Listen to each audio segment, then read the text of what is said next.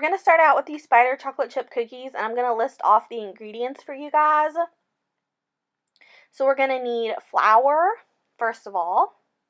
Then we're going to need baking soda, and you're going to want to mix those together and just whisk them together. Butter is next. Then you're going to need 2 kinds of sugar, brown sugar and white sugar, just regular granulated. You're going to need salt, vanilla, an egg, and then your chocolate chips. So what you're going to need for chocolate chips is half semi-sweet and half milk is the recipe I use. So what you're seeing now is I'm mixing together the butter and the sugars, and you're just going to mix this on low to medium speed until it's really nice, really fluffy. You're going to make sure to scrape it down at least once to make sure it's nice and mixed. And then after it is, you're going to be adding your salt and vanilla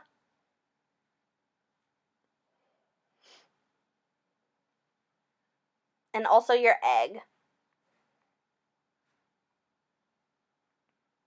Then you're going to mix this. It is a little bit of a scary step. This step is because it looks really broken up and really runny, which is perfectly okay. That's what happens when you add so much liquid. The butter can't properly even itself out exactly, so it kind of looks a little bit chunky, but you're just gonna keep mixing it. And it also looks like this because my mixer is so big. I have one of the bigger mixers, so it oh, excuse me. So it does take a little bit longer to mix this half batch that I'm doing. So then you're going to add your flour and your baking soda, which I whisked together previously. And then you're going to, I just added all of it at once because I did half of the recipe. I did do it all at once, but you could do half of it, mix, scrape down the side, and then the other half, scrape down the side and make sure it's nice and mixed. So you're just going to let this mix for a good while. You're going to, once you see flour on the edges by itself, like this, you're going to scrape it down and make sure nothing is stuck on the bottom. Just make sure to scrape your edges down. It really helps for a really smooth batter. And I just mixed it right until it was right there. Once it's all combined and there's hardly any flour on the side, that's when I took it out of the stand mixer, because you don't want to mix your cookie dough too much or you'll have tough, really tough, chewy cookies. I mean, in a bad way, not in a good way. So then you're going to mix in your chocolate chips, and like I said, I used half of whatever measurement. Just cut that in half. Use milk and semi-sweet. A lot of people just like milk chocolate, but I like semi-sweet thrown in there too, so that's why I do that. But it's really just a personal preference. It's really up to you. So as you can see here, my cookie dough is mixed and ready to go. It's got that nice, even consistency. Then I'm taking parchment and I'm putting that on a cookie sheet, and I'm taking a cookie scoop and Pam, and I'm gonna take just a scoop of it so I can show you guys. I'm gonna spray my hands with the Pam, and then I'm going to put that cookie dough in the palm of my hand, and I'm going to roll it to make it perfectly round. Well, not perfectly, but as good as it can get. So you're just going to do that with all of your cookies until they're all done. Then you're going to, this is just specific for the spider. You don't have to do this if you're just making regular chocolate chip cookies. But I'm putting the chocolate chips on there for the bodies of the spiders. You'll see later that it really helps if you do this. If you don't do it, it makes it really difficult to have that spider look. So once again, I did another sheet. This half recipe makes 18 cookies exactly with the scoop that I use. The full recipe makes 3 dozen cookies. is what the recipe says as I'm looking at it right here. I'll have it listed below in the description box as well for you guys, so you guys can have the exact recipe. And then the next step you want to do is put your cookies in the freezer. This is a crucial step. You put them in there for 5 minutes and let them harden. And what this is going to do is it's going to keep your cookies from being too thin and too crispy. This keeps them more of a soft, gooey cookie, which is what my family is all about. Like, we all love a little bit crispy on the outside, but mostly like really soft cookies.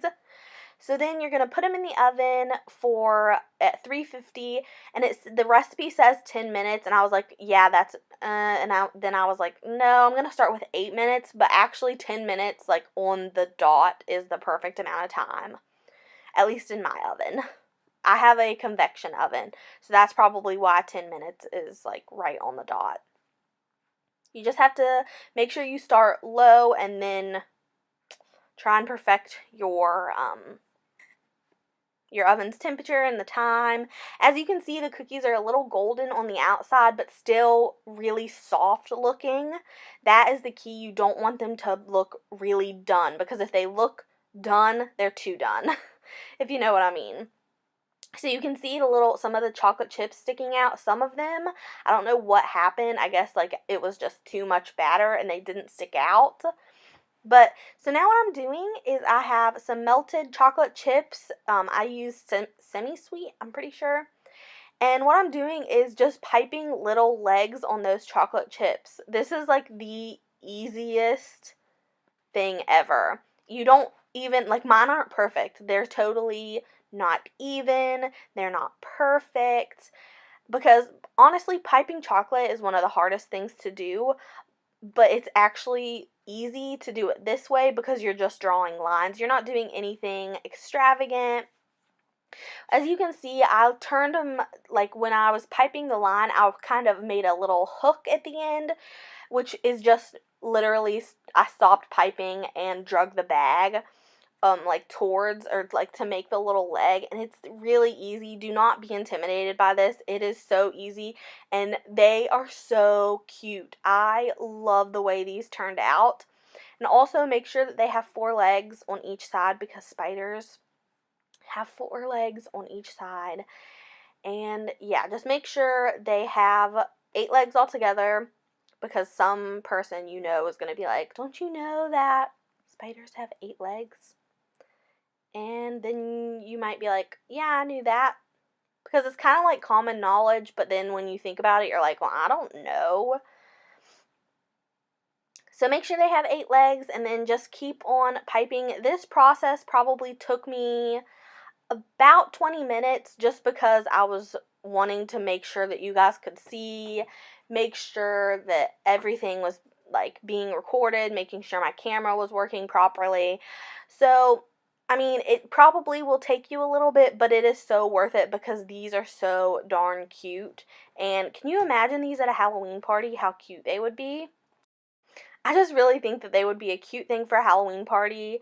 If probably when I'm older and have children, I would love to do these. But I just think they're so cute, and they were so easy to make. You're just taking a normal chocolate chip.